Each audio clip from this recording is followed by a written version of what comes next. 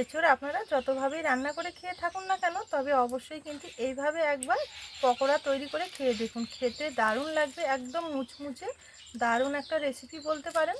দুপুরবেলা গরম ভাতে বা শুধু মুখে সব কিছুতেই খেতে কিন্তু দারুণ লাগে। বাড়িতে এমন কেউ বাদ থাকবে না যে এই রেসিপি খেতে পছন্দ করবে না।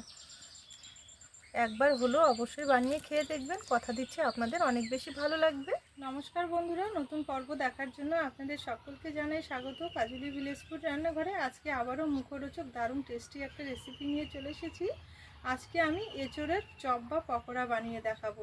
এটা গরম ভাতে, ডাল ভাতেও খেতে ভালো লাগে, আবার শুধু মুখে বিকেলবেলা তৈরি করে নিয়ে চায়ের সঙ্গে বসে খেতেও কিন্তু দারুণ লাগে। তাহলে চলুন দেখে নেওয়া যাক আজকের এঁচোড়ের চপ। আমার চ্যানেলে নতুন বন্ধু হয়ে থাকলে সবার আগে চ্যানেলটি সাবস্ক্রাইব করে পাশে থাকা বেল আইকনটি ক্লিক করবেন, যাতে সবার আগে নোটিফিকেশনগুলো আপনাদের কাছে পৌঁছে যায়। আর যারা ফেসবুক পেজ থেকে দেখছেন, পেজটা অবশ্যই একবার ফলো করবেন। এঁচোড়ের পকোড়া বানানোর জন্য এখানে আমি কিছুটা এঁচোড় খুব ভালো করে কেটে পরিষ্কার করে জল দিয়ে ধুয়ে তুলে নিয়েছি।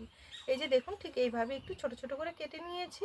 আর সঙ্গে নিয়েছি একটা আলুটাও খুব ভালো করে চোচা ছাড়িয়ে ডুমো ডুমো করে কেটে নিয়েছি। এবার এঁচোড় আর এই আলু দুটোই আমি একসঙ্গে সেদ্ধ করে নেব। এবার এঁচোড় আর আলুগুলো সেদ্ধ করে নেওয়ার জন্য এখানে উনুন জেলে একটা কড়াই বসিয়ে নিয়েছি। কড়াই নিয়ে নেব একটু জল।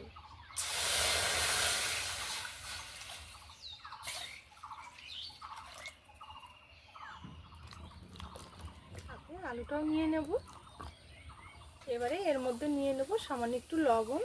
এই লবণটা দেওয়ার কারণে তাড়াতাড়ি সেদ্ধ হবে। আর নেব একটুখানি হলুদ গুঁড়ো। ভালো করে একটু নেড়ে চেড়ে নেব।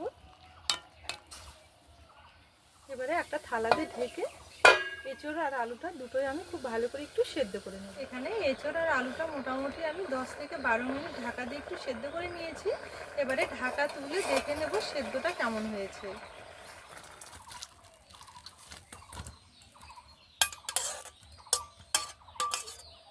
এখানে আলু আর এঁচোড় থেকে জলটা খুব ভালো করে ঝরিয়ে নিয়েছি। এবার পকোড়া তৈরির জন্য সব কিছু একসঙ্গে ভালো করে মেখে নেব। সব কিছু একসঙ্গে মেখে নেওয়ার জন্য এখানে একটা বড় বাটি নিয়েছি। এবারে বাটির মধ্যে নিয়ে নেব আগে থেকে সেদ্ধ করে রাখা এঁচোড় আর আলুটা।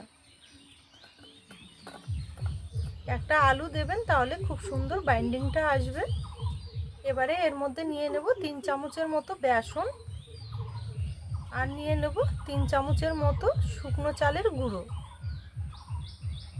এখানে আতপ চালের গুঁড়ো নিয়েছি। আর নিয়ে নেব একটুখানি কালো জিরে। ঝালের জন্য এখানে নিয়েছি পরিমাণ মতো কাঁচা লঙ্কা কুচিয়ে নিয়েছি। আপনারা আপনাদের পছন্দ মতো ঝালটা বাড়িয়ে কমিয়েও নিতে পারেন। আর নিয়েছি গ্রেটারে গ্রেট করে নেওয়া আদা। একটু আদা দেবেন, খেতে ভালো লাগবে। আর নিয়েছি একটা বড় সাইজের পেঁয়াজ কুচিয়ে নিয়েছি এইভাবে একটু বড় বড় করে। এবারে নিয়ে নেব সামান্য একটু ধনে গুঁড়ো। আর নেব একটুখানি জিরের গুঁড়ো। আর নেব সামান্য একটু গরম মশলার গুঁড়ো। এবারে নেব স্বাদ মতো লবণ। আর নিয়ে নেব পরিমাণ মতো হলুদ গুঁড়ো। এবারে সব কিছু দেওয়ার পর খুব সুন্দরভাবে একটু মেখে নেব। এখন কিন্তু জল দেব না, আগে ভালো করে মেখে নেব।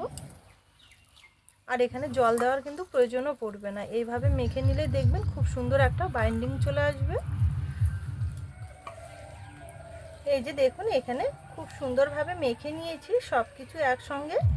আর বাইন্ডিংটা কত সুন্দর এসেছে দেখুন। এখানে কিন্তু আমি কোনো রকমের এক ফোঁটা জলও ব্যবহার করিনি। সব কিছু একসঙ্গে ভালো করে মেখে নিয়েছি, আর সেই কারণেই দেখুন এত সুন্দর বাইন্ডিং চলে এসেছে। ঠিক এইভাবেই মেখে নিতে হবে। এবারে চলুন এগুলো ভেজে নেব। এবারে পকোড়াগুলো ভেজে নেব। তার জন্য আবার একটা কড়াই বসিয়ে নিয়েছি। কড়াই নিয়ে নেব কিছুটা সর্ষের তেল।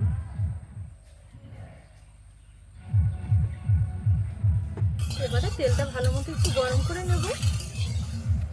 এবারে পকোড়াগুলো ছেড়ে দেওয়ার আগে হাতের মধ্যে সামান্য একটু জল ধরে নিতে হবে, তাহলে ছাড়তে অনেকটা সুবিধা হবে। এবারে পকোড়ার শেপ নিয়ে খুব ভালো করে ভেজে নেব। এই যে দেখুন, এইভাবে একটু গোল মতো করে নিয়েছি। তেলের মধ্যে ছেড়ে দেব।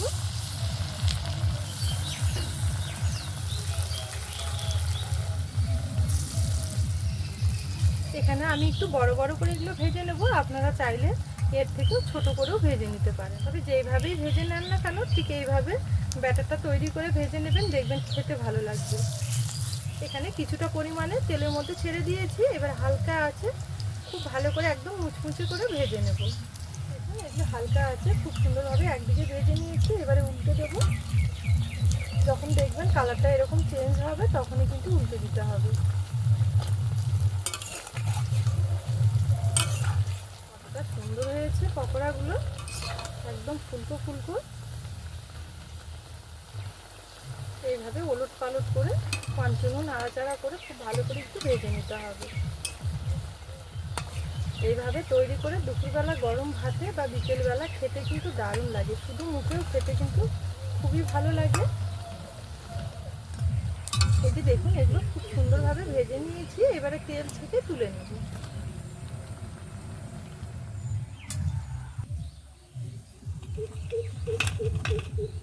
এই যে দেখুন প্রথম ব্যাচটা আমি এইভাবে ভেজে নিয়েছি, বাকিগুলো একইভাবে ভেজে নেব।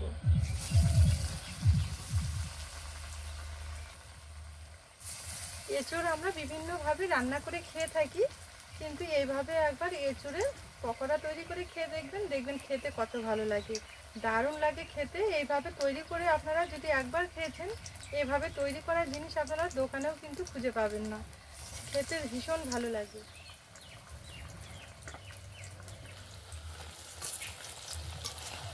এগুলো একইভাবে ওলট পালট করে ভেজে নেব। এই পকোড়াগুলো ভাজতে কিন্তু একদমই বেশি সময় লাগে না, খুব তাড়াতাড়ি ভাজা হয়ে যায় আর একদম মুচমুচে হয়, খেতে দারুণ লাগে। এই যে দেখুন এগুলো ভাজা হয়ে গেছে, খুব সুন্দরভাবে তুলে নেব।